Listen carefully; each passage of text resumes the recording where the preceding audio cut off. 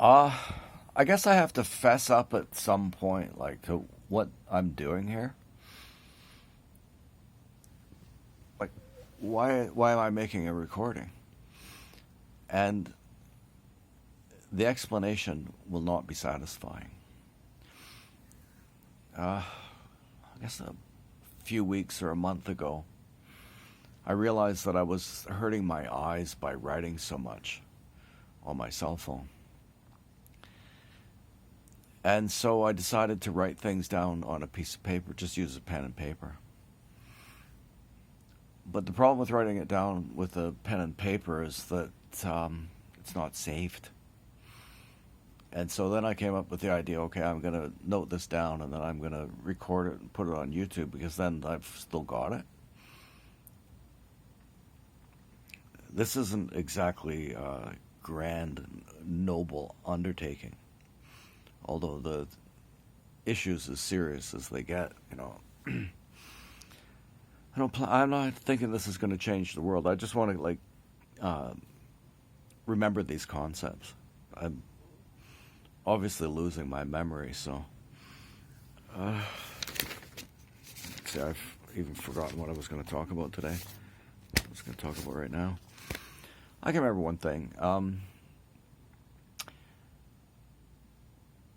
If you look at Western history, one of the most dynamic and interesting things is that we really started taking on religion about, I don't know, 2500 BC. It started in Athens. And we just thought, okay, we're going to create a system of logic and a system of discourse and a system of evidence-based reasoning that is a separate thing from the church.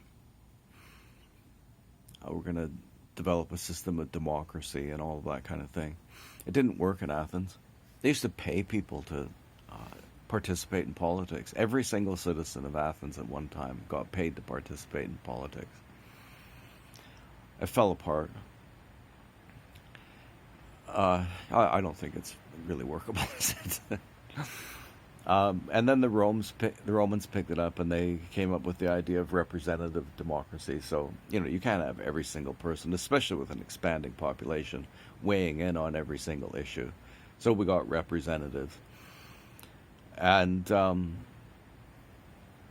they were afraid that could lead to mob rule. So eventually, over the years, over the centuries, we came up with the notion that a government is responsible to its constitution. Don't know when the first I think that was very good time later. And we'd forgotten about Greek thought and Roman thought. Like right now, if it seems like I'm distracted, it's because I'm watching Taiwanese marathon runners on television.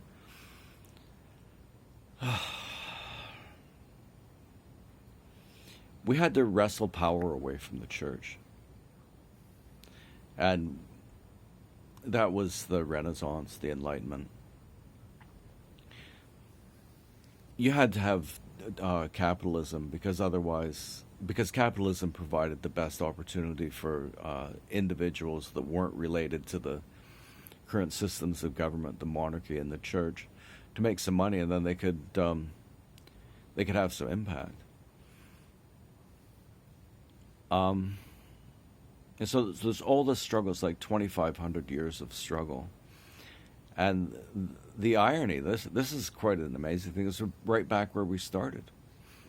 Postmodernism is a rejection of the Enlightenment. Modernism is the developments that were made from like the 1500s, I guess you could say, on through to, I don't know, when did like Canadians all get suffrage? Probably like the 1920s. And they reject it. They don't believe that every individual has the right to freedom of expression. They'll ignore science anytime it suits them, which is absolutely normal. It's absolutely positive. people are biased. I'm just saying that they're worse. That they're making a lot of money at it. And obviously the people who are criticizing them are making a lot of money at it. Does Tucker Carlson do anything else but talk about this kind of thing? He's making a fortune. So you could almost think, well, why don't we just forget this whole thing then? You know, just don't bother to do this, and maybe the excitement will go down. But if you want to call this excitement, the problem is that they're installed in the institutions. So we confront them. It doesn't seem to work very well. If we let them go, it would just get worse. So it's not a situation that can go on for very long. I don't think much longer. Although, you know, you've seen human beings do worse things than this, have even worse ideas than critical race theory, I guess. Critical race theory is anti-white racism. I don't know if I said that bluntly. What did I want to say? There was something. You know, you can't cede the territory. So what's happening right now is that they're arguing for universal daycare.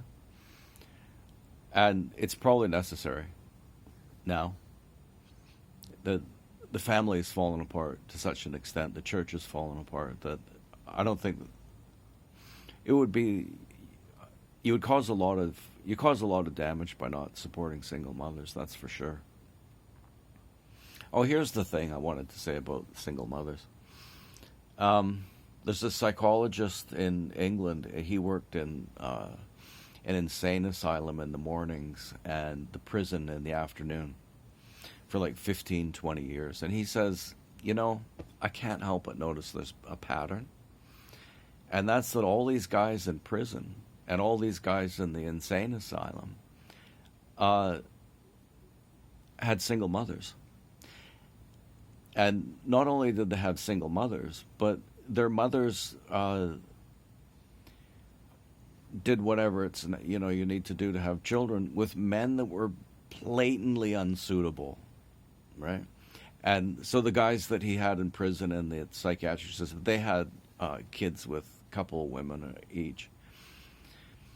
But clearly, like, what's happening, like, if you really wanted to reduce the amount of suffering in the world, what you'd want to do is somehow get women to quit procreating with Neanderthals.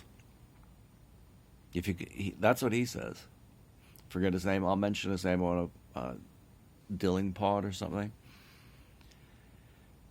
Yeah, so just quit doing that, and you know, so many problems would be solved. Yeah. Okay. Whatever.